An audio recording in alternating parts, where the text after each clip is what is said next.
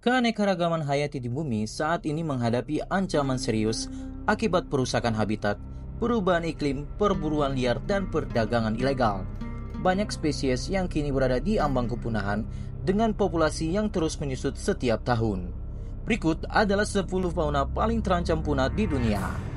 Nomor 9 akan membuat kalian tercengang, guys. Sebelum kita sampai ke videonya, jangan lupa klik like, komen, dan subscribe channel ini agar kalian tak ketinggalan info terbaru dari Mimin. Langsung aja kita ke videonya. Check it out!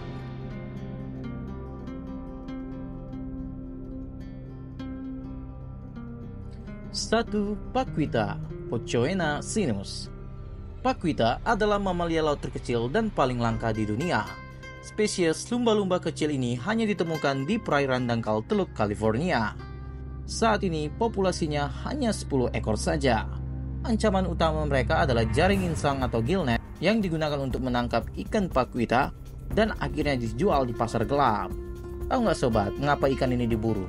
Ternyata ada gelembung renang paquita yaitu swim bladder yang sangat mahal di pasar gelap, terutama di Tiongkok ya, di mana ia dianggap sebagai makanan mewah dan obat tradisional. Waduh, kasihan banget ya paquita ini. Nah, saat ini pemerintah terus menggalakkan upaya konservasi untuk menyelamatkan paquita. Antara lain melakukan pelarangan penggunaan jaring gillnet, juga pemerintah melakukan patroli laut untuk mencegah perburuan ilegal. Kira-kira bisa nggak ya pemerintah Meksiko untuk mencegah kepunahan paquita? Mari kita lihat. Kedua, badak Jawa Rhinoceros sondaicus. Populasi badak Jawa saat ini hanya sekitar 76 ekor berdasarkan data tahun 2023. Habitatnya tersebar di Taman Nasional Ujung Kulon, Indonesia. Badak Jawa adalah salah satu mamalia besar paling langka di dunia, sobat. Mereka memiliki cula kecil dan kulit berlipat seperti baju jirah. Tahu nggak sobat, kenapa badak Jawa ini diburu? Ternyata, badak Jawa ini diburu untuk mendapatkan cula yang dihargai tinggi dalam pengobatan tradisional Tiongkok. Meskipun cula badak terbuat dari keratin, yaitu bahan yang sama seperti kuku manusia, banyak yang percaya bahwa cula badak memiliki khasiat medis, seperti menyembuhkan demam, meningkatkan vitalitas, atau bahkan mengobati kanker. Nah, tentu saja klaim ini tidak didukung bukti ilmiah ya sobat, ini tuh hanya alasan saja. Saat ini, pemerintah terus melakukan upaya konservasi untuk melindungi badak Jawa. Salah satunya perlindungan ketat di Taman Nasional Ujung Kulon, pemantauan melalui kamera trap, dan rencana translokasi untuk mengurangi risiko kepunahannya. 3. Harimau Sumatera Panthera tigris sumatrae. Populasi harimau Sumatera kurang dari 400 ekor saja saat ini sobat. Harimau ini merupakan satu-satunya subspesies harimau terkecil loh. Tahu nggak sobat, mengapa harimau ini diburu? Harimau yang menjadi kebanggaan Indonesia ini diburu antara lain karena kulit, tulang, gigi, dan cakar harimau memiliki nilai tinggi di pasar gelap. Tujuan dari penjualan ini tentu saja dijadikan barang koleksi, perhiasan, atau bahan pengobatan tradisional Tiongkok. Keempat, orangutan tapanuli, Pongo tapanuliensis. Ditemukan pada tahun 2017, orangutan tapanuli adalah spesies kera besar paling langka di dunia. Saat ini populasinya kurang dari 800 ekor saja. Habitatnya tersebar di hutan batang toru, Sumatera Utara. Pembangunan pembangkit listrik tenaga air dan fragmentasi hutan mengancam kelangsungan hidup mereka. Sebagian orang memburu orangutan untuk dikonsumsi sebagai sumber protein, meskipun ini bukan praktik yang umum di masyarakat setempat. Dalam beberapa kasus, orangutan dibunuh karena dianggap sebagai hama yang merusak tanaman perkebunan. Di bagian lain, perambahan hutan untuk perkebunan, pertanian, dan permukiman mengurangi habitat orangutan secara signifikan. Kelima, lemur sportif utara.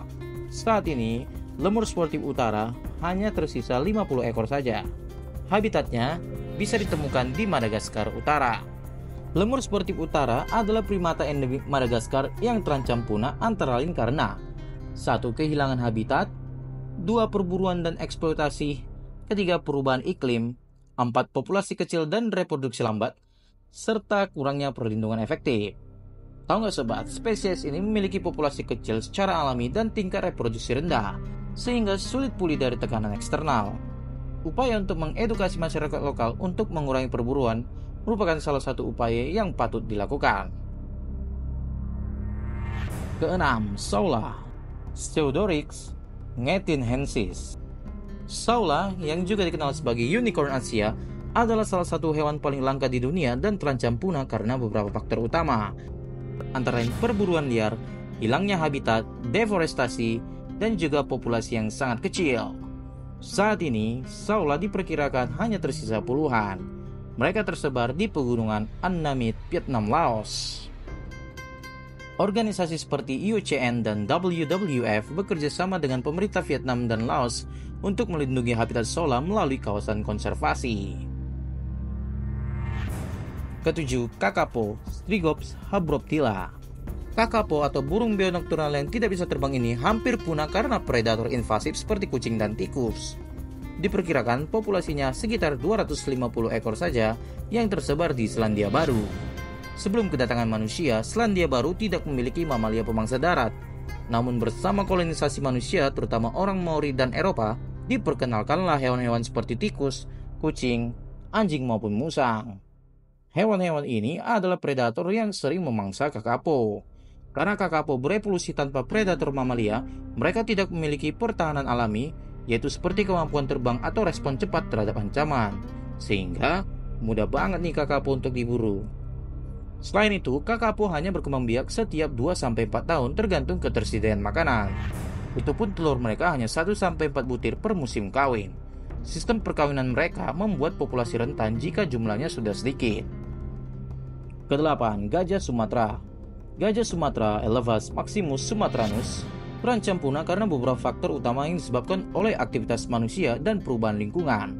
Berikut adalah penyebab utamanya, antara lain kehilangan habitat, konflik dengan manusia, perburuan liar garing, fragmentasi habitat, perubahan iklim, dan juga deforestasi.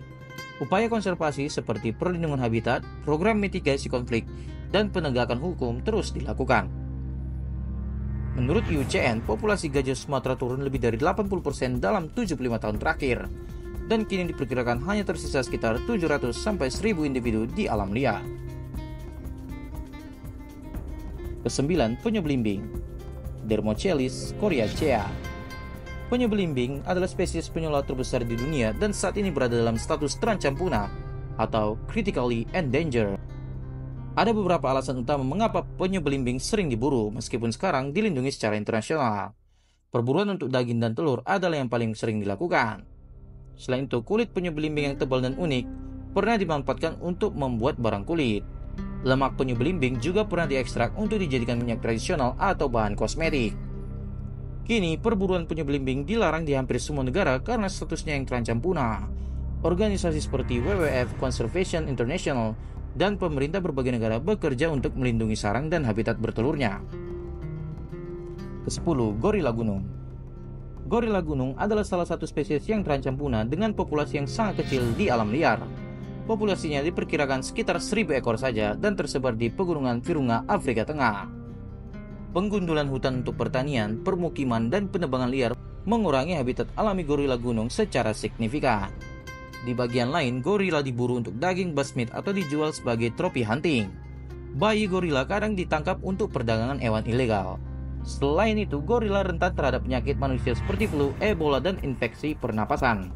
Hal-hal itulah yang membuat jumlah daripada gorila gunung semakin menurun.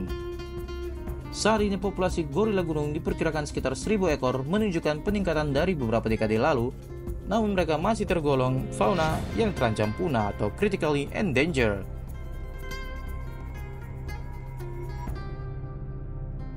Spesies-spesies ini adalah indikator kesehatan ekosistem kita. Jika mereka punah, dampaknya akan merusak keseimbangan alam. Upaya global diperlukan untuk menyelamatkan mereka sebelum terlambat.